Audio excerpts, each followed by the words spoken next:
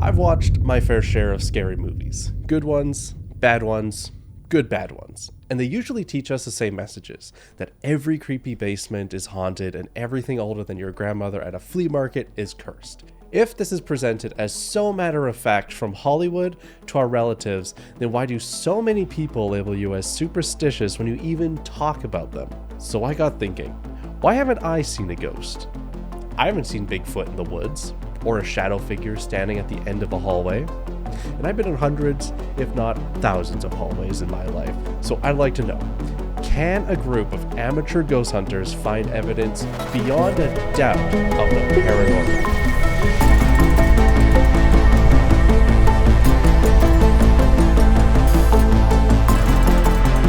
So with Mandy being taken off to New York and just to have all that buzz about her, what do you think is the most interesting bit about Mandy's buzz and how much people pay attention to her? I think that, there's always something attractive about the unknown, especially when it's in your own hometown or somewhere near you. You kind of want to know that there's something strange and special going on. And it's intriguing, the story of this doll. She's got that look about her that makes it seem like there must be some kind of story. She was obviously originally a well-loved doll, and you have to wonder, like, what did she go through in all the time that she's existed? And I think that's something that really brings people in. I'm not sure if that fully answered the question, but No, I think that's an interesting view to take on it. Because you mentioned bringing people in just to see Mandy, because the mystery around it is just so deep. Some places that are known to be haunted place, haunted houses, haunted objects that are just kind of here and there in small towns. Do you think northern BC has the capacity for more Mandys, more haunted tourism type ventures? I hope so. Yeah, I mean, right now I'm based out of Victoria, which is, kind of known as like the most haunted place on the side of Canada, or in Canada in general, for good reason. And something that I've noticed is that the best stories when it comes to the supernatural that I've heard told here are all ones based in history and in the stories that can be backed up with archives and that interesting information that makes it feel so real. And then that supernatural element kind of comes in and you're like, oh, like this could have actually happened. Like this could be haunted. So I think that if we can tell these stories in ways that are backed up and really go around and kind of bring to light what kind of lives have been lived across BC, then yeah, I think that there's a huge capacity for it. I mean, even close to Quesnel, you have Barkerville, which is sure to be haunted. If anywhere is haunted, that place is haunted. Yeah. And even Quesnel itself, I mean, anything along where the Gold Rush Trail was, like you're gonna have some interesting history. You're gonna have a lot of strange crimes and disappearances and unknowns. And those are things that people want to hear about. So I think, yes, there is definitely a capacity for some ghost tourism to be taking place. That reminded me of another place that I know of near Quesnel, and it was from a book called Ghost Towns of British Columbia. And very close to Quesnel, there is a mine, and the story behind it is one man was tried for a crime, which he was not confirmed. It wasn't confirmed that he committed, but he was hanged for his crime. And the day after they hanged him, the mine dried up, and the entire gully where the mine was abandoned. That's the only place off the top of my head that could be another Barkerville type spot. I mean, that's a good one. I actually hadn't heard that one, but I would believe it, and I would want to see that mine or at least go near it. Yeah. What are your views towards paranormal type subjects? Do you think it's a lot of wooey woo, nothing, or do you think there's a little bit of substance to it? I'm definitely a self-proclaimed skeptic. However, it's kind of hard to just write everything off completely. We all want to believe. And I've spoken to paranormal investigators before, like on my own time, and to a psychic local to Victoria, and hearing their experiences and their takes on things, whether through science or through, psychic things, there's got to be something to it. Even if it's not, when we die, we become ghosts that can sometimes move objects, but sometimes can't, and we can haunt objects. But I think that there's something to be said for when we die, we are energy and our energy goes somewhere. And so what do we know? Maybe I'm not going to say that I know anything for sure. Yeah. Growing up around Mandy, and just having the knowledge of her your whole life, being a screenwriter, does that affect your work, your art, or your writing style at all? I think absolutely. When you're writing, you're looking to draw from what you know and what you've experienced, and it certainly sent me on a bit of a path of exploration when I was going and talking to local psychics and investigators. It was for pieces of writing to get a little bit more information, and I do delve into the into science fiction and into the supernatural with my writing, because I think that is so, there's a reason that is so fascinating to people, and I just want to play with that. And Mandy will probably someday find her way into my work one way or another.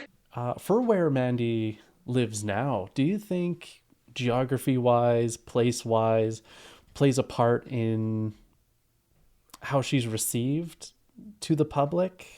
I think possibly. I think that being in such a historically rich area would definitely have an effect. You're coming into a place where many people have passed through in search of gold, in search of a fortune, of a new place to live. That rich history would certainly lend itself to kind of that idea of a haunting. And kind of on the supernatural side of things, actually, as far as things being haunted, um, I have spoken to people a bit about why certain places might be more haunted, like why on the island things are more haunted. And one part of that is to do with being close to water, because apparently sometimes that's got something to do with supernatural energy and kind of trapping it in. And so Quesnel is a place where two rivers meet. And so if there is any truth to that, then Quesnel would certainly be the place to find something haunted. That does resonate quite a bit. Because, again, being both cities right next to rivers, in the quest for research I've been doing on this show, quite a bit of topics come up about near water is a very common site for Bigfoot or aliens and just everything that's paranormal, kind of out. Anything that's strange always seems to happen around these bodies of water, rivers, oceans, just way more than mainland. Yeah, it's interesting, right? So we do plan to eventually go see Mandy. Do you have any advice while we're there? Yes, I think the number one thing is be nice to Mandy. Do not give her any reason to bother you, and have a good time. Check out the rest of the museum, because I gotta tell you, there are some other creepy dolls in there and some Oh, creepy interesting. mannequins, and there are stories there. There's I'm just remembering this now. There is one doll she's in a little baby carriage thing in a separate part of the museum. And I remember somebody mentioning to me that she's there because Mandy wouldn't stand to be around any other dolls. Oh, Yeah, interesting. I'm not exactly sure that whole story, where it came from, but they're certainly quite far away from each other in this museum. So maybe you'll catch a glimpse of that other doll while you're there. Maybe get some unexpected results in the ghost hunt besides Mandy. I got to say, it's the realistic mannequins that really gets you. You're walking around in the dark and I don't like mannequins, so I'll keep my eye open for those. yeah, good luck. Hello, the two of us would like to ask you some questions, Mandy, if you don't mind. We can get a bit of a conversation going. This staticky light box to your side. If you can speak through it, if you can find out how to do that, you can let us know some words.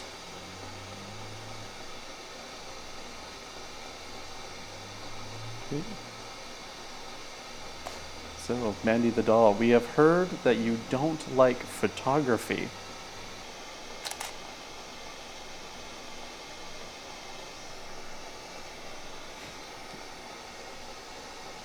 For the spirit of Mandy the doll, how old are you?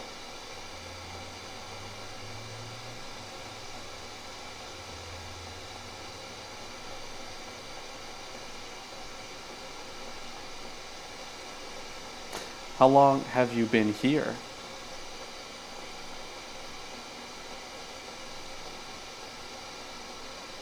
Some of the stories that I've heard is that you don't like the other dolls. Is that true?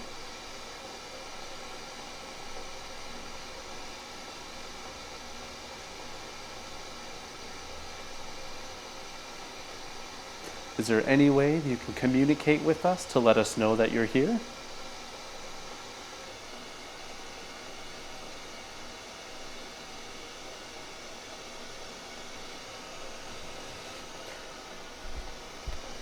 If Mandy's not here, I can take a couple photographs.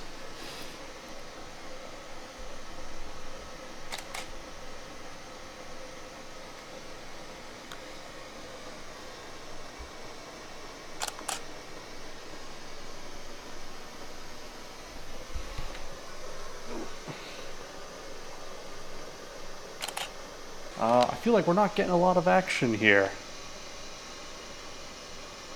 Pretty quiet, none of the equipment really seems to be picking anything up at all. So we're going to try turning all the lights off, including the camera light. There's going to be a little bit of ambient light, but it's going to be pretty dark, so we're going to have to rely on the infrared cameras to pick up if anything happens. Hello, Mandy the doll. Is the spirit of Mandy the doll here with us at all? Can you communicate in any way?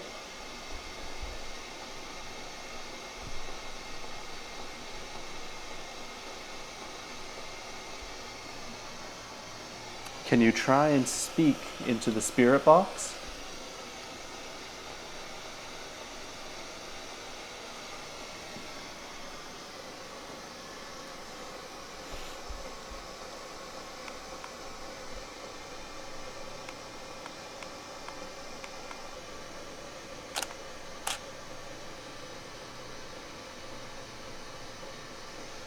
Yeah.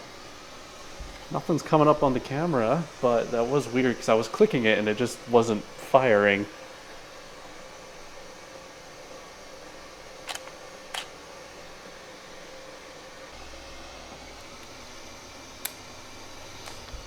There is one piece of gear I may try as a last ditch effort. So we're just going to bring out the REM pod and put it as close to the glass as possible. This here is our REM pod.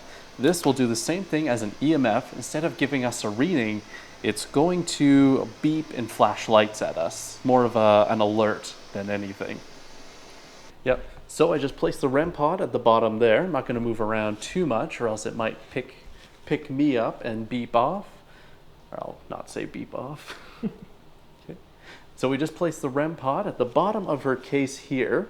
Hopefully it's close enough that if anything comes in proximity that'll set it off, it sets off. We have come all this way to see you and what you can do. I am eye level with you, and I am looking in your eyes. Can you show us that you can do something?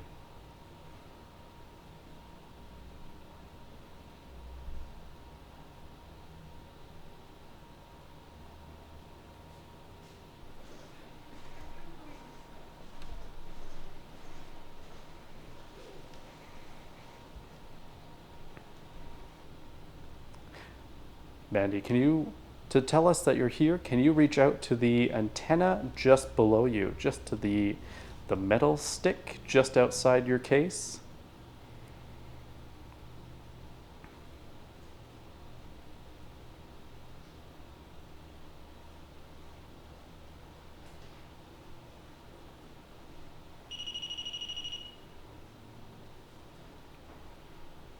I think that was a hit. But, all right. Well, I think that was a pretty good one because I was purposely not trying to move very much, and it went off, which...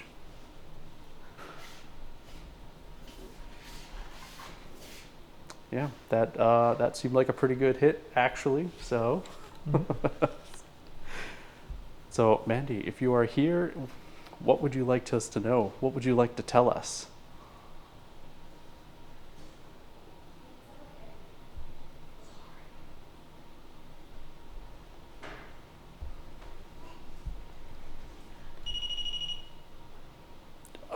Okay.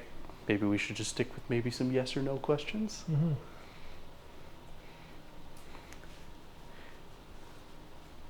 Mandy, is that your lamb? If it's a yes, you can reach out to the antenna and let us know that it is a yes.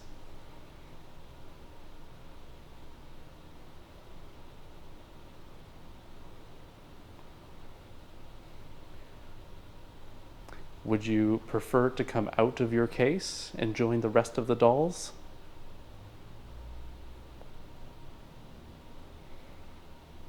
Would you prefer to stay in your case with your lamb? All right, so we're packing up the EMF now, but we got a pretty good hit here during a question period. We're going to get the other baselines for when it's dark here. So we already took some photos, but let's get the temperature gun one more time. Let's see.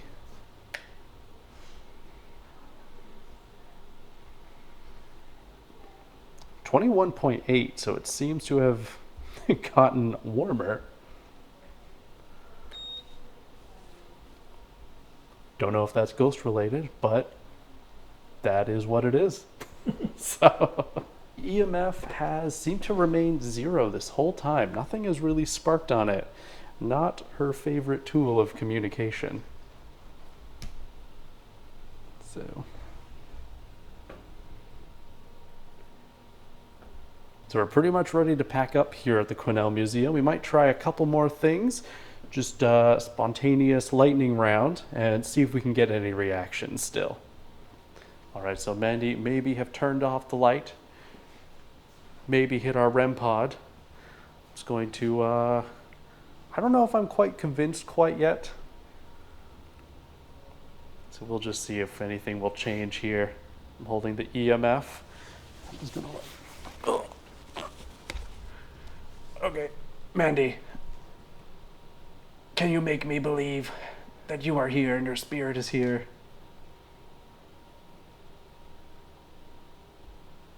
Mandy, make me believe.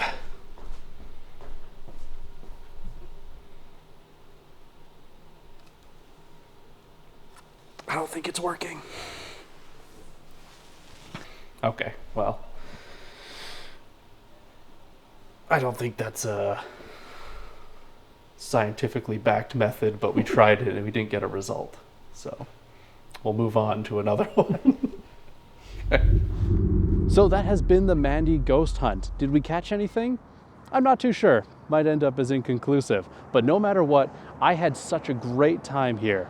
The museum staff has been so helpful. There is so much here, I would in a heartbeat come back as a patron. And we might even come back in the night to do an actual midnight Mandy hunt. Nice. Cool. I think that is the best one. So we are coming to you from the editing bay just to pick apart a few of the weird things that we found on the microphones. Starting with this breath that came through one of the Zooms that we had set up. So far. Absolutely. Nice. Good job. Okay. Good job. Okay. Okay. So my microphone is about 8 inches away from my mouth, so it shouldn't be possible to get that breathy huff, but we have a few of those. Good angle of this. This one sounds like a breath, but almost sounds like it could be words, but I couldn't make anything legible, so I won't assume anything. Good angle of this. Good angle of this.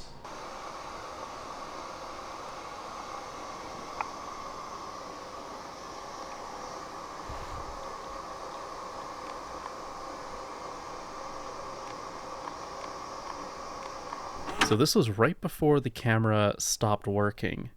The spirit box was going, and you can hear it change pitch for just 1 or 2 seconds right before the camera stops. You can even hear me clicking the button and hearing it not go off.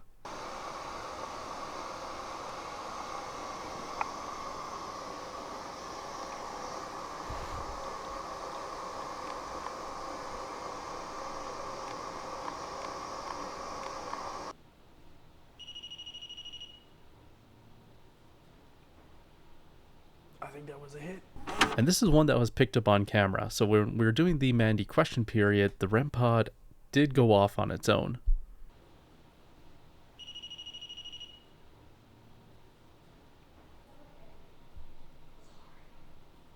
So this was during the question period, and we asked Mandy, is there anything she would like to tell us? And this is when we picked up sorry very clearly in the background.